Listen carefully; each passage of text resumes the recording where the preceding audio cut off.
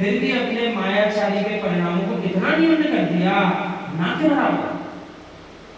पूर्णतः समाप्त नहीं बोल पाएंगे, लेकिन ना के बराबर तो कर दिया। जैसे मायाचारी जानती नहीं तो कैसे होती, मात्र शुद्ध का अध्ययन, चिंतन, मनन और उसी का वाचन, इन क्रियाओं में स्वयं को लीन कर दिया। कितने शांत परिणाम इन तीन माताजियों के होंगे।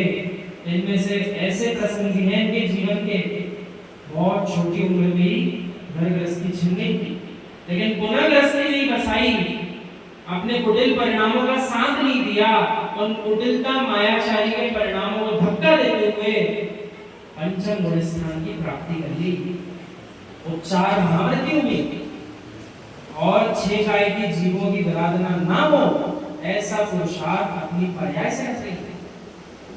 अपन कम से कम वहां ना पहुंच पाए, मुनि व्रत धारण ना कर पाए, कम से कम आर्जव धर्म का पालन करने वाले इन वीतरागी श्रमण श्रमणियों के भावों को संभालने का काम तो कर सकते हैं।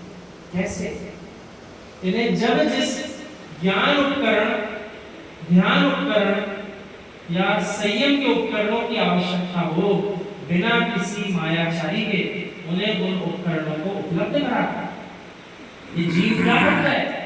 इसे करोड़ों करोड़ों का दान देना तो याद रहता है, लेकिन वीतरागी श्रवण का कमंडल ही खराब हो गया, इस और इसका ध्यान ही नहीं जाता। ये महाराज जी माता जी के साथ इसने मायाचारी की कि नहीं की? अपने नाम की प्रशंसा सुनने के लिए लाखों करोड़ों का दान तो घोषित कर दिया, लेकिन वीतरागी श्रवण की पिछिका खराब हो गई थी, पंख निकलने लगे थे, उस ओर ध्यान क्यों नहीं गया? क्योंकि पिछी बदलवा देता, बिना बताए तो कौन प्रशंसा करता? और पूरी समाज के सामने, नगर के सामने जब लाख रुपए का दान किया, कितनी तालियां पड़ी थी, तो आनंद किसमें आया था? सबके सामने अपने नाम की घोषणा करवाने में आनंद आया था कि वीतरागी श्रवण को संयम उपकरण देने में आनंद आया था। ऐसे कुटिल परिणामों को जीव को सहज त्याग देना चाहिए।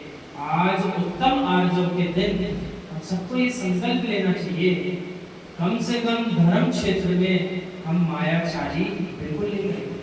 जैसे 4 प्रकार की हिंसा होती है, उसमें से गृहस्थ मात्र संकल्प हिंसा भी छोड़ पाता है कि जानते हुए किसी के प्राण नहीं लेंगे, चीटा जाता दिख रहा है, पैर नहीं रखूंगा जानते हुए, इतना तो कर पाता है। तो क्या इतना नहीं कर सकता कि जब जब धर्म क्षेत्र में रहूंगा पूर्णतः मायाचारी का त्याग करूंगा? अन्य क्षेत्रे कृतम पापम धर्म क्षेत्रे विनश्यति, धर्म क्षेत्रे कृतम पापम वज्रलेपो भविष्यति।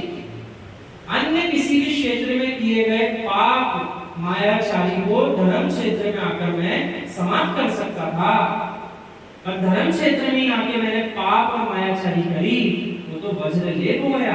अब उसकी सजा तो मुझे मिलना ही मिलना है, कोई नहीं बचा पाया, वो वज्रलेप हो गया। अर्थात चट्टान पर जैसे लकीर आपने परमानेंट बना दी और उसको कोई हटा नहीं पाएगा वर्षों वर्षों तक, वैसे ही आपने मायाचारी धर्म क्षेत्र में करके वज्रलेप कर लिया। मन में होए सो वचन उचरिए, वचन होए सो तन सो करिए, इतना सरल काम था। जो मन में है वैसे ही शब्दों से बोलो, जैसा शब्दों से बोला वैसे ही पालन करो, तो कोई मायाचारी का बंदी नहीं होता। लेकिन जीव ने क्या किया? भेष तो धारण कर लिया व्रती का, भेष धारण कर लिया महाव्रती का, भेष धारण कर लिया अव्रत सम्यक दृष्टि का, और पाप कार्य करता रहा। बंद स्थान को प्राप्त हुआ कि निर्जरा स्थान को प्राप्त हुआ? मात्र बंद स्थान भी प्राप्त हुआ। और ऐसे ही जीव सफेद बगुले बनकर जन्म लेते हैं। आपको जल में खड़े होकर ध्यान करते हुए बगुला दिख रहा है, और इतने शांत चित्त से ध्यान नहीं कर रहा, अगली मछली कौन सी पकड़ना है उसी ओर टकटकी लगा के ध्यान कर रहा है। ऐसी जीव बनते हैं वो छल मायाचारी। पद तो मिल रहा है बड़ा सुंदर, पूरी समाज वाहवाही कर रही, तो कार्य चल रहे पूरे मायाचारी लोग कषाय। जीव बड़े आनंद के साथ और कषाई परिणाम को लेकर आनंद से जीता रहा। अब समय आ गया आर्जव धर्म का स्वरूप समझना है, आर्जव धर्म के स्वरूप को समझकर उसी में लीन होना है। और आर्जव धर्म को समझकर जब जीव लीन होगा, बिना चारित्र में आगे बढ़े रह नहीं पाएगा, क्योंकि वो जानता है कि 4 कषाय और 5 पाप गृहस्थी में रहते हुए छूट ही नहीं सकते मुझसे। बताइए कोई है इतना बलवान, कोई है ऐसा पंडित कि गृहस्थी में रहते हुए 5 पाप भी नहीं करता हो, तो 4 प्रकार की कषाय नहीं करता हो किसी भी शाम? ऐसा हो ही नहीं सकता। यदि गृहस्थी में रहते रहते ये 9 चीजें छूट जाती, तो आलिका माता जी और मुनि व्रत धारण करने की आवश्यकता क्या पड़ती? बिल्कुल नहीं पड़ती।